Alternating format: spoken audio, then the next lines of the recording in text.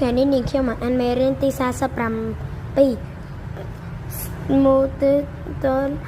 ឬថ្មីកណ្ដុរសន្លប់2វេយ្យាករណ៍ចូលអានឧទាហរណ៍រួចសង្កេតមើលពាក្យដែលមានពណ៌ក្រហម1យាយយ៉ាតពាក់វ៉ែនតាកំពុងខំម៉ាំ2ចៅង៉ែឈឺរ៉ាំរ៉ៃញ៉ាំនំប៉័ងមិនបាន3តាមមុខអង្គុយផ្លុំ3ក្រោមដើមចម្ប៉ា4ក្នុងសមុទ្រខ្មែរយើងមានរែងប្រេងកាតយ៉ាងច្រើនទិម៉ូទិមុនឬថ្មីកណ្ដុរឬប្រើសម្រាប់ដាក់ជញ្ជាក់ពួកអមើយើរវើឲ្យជាឲ្យទៅជាសូពួកអញើ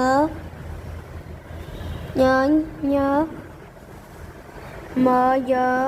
រលើកំណាត់មើលទៅថ្មីឬថ្មីកណ្ដុរស្លាប់2ជាបុកជើងវិញកាណាតជញ្ជាក់ងើញើមើរលើវើ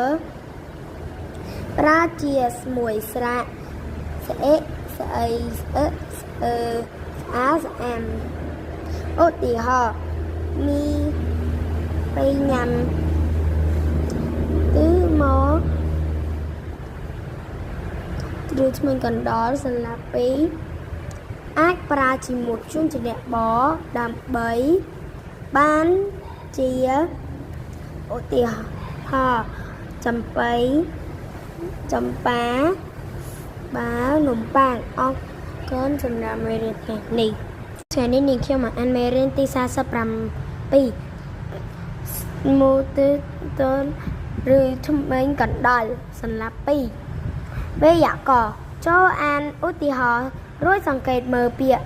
ដែលមានពណ៌ក្រហម1យាយយ៉ាតពាក់វ៉ែនតាកំពុងខំម៉ាំ2ចៅង៉ែឈឺរ៉ាំរ៉ៃ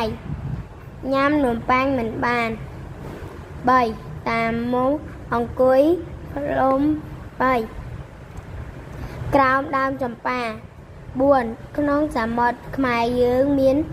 រែងប្រេងកាតយ៉ាងច្រើនទិម៉ូទិមុនឬថ្មីកណ្ដុរឬប្រើសម្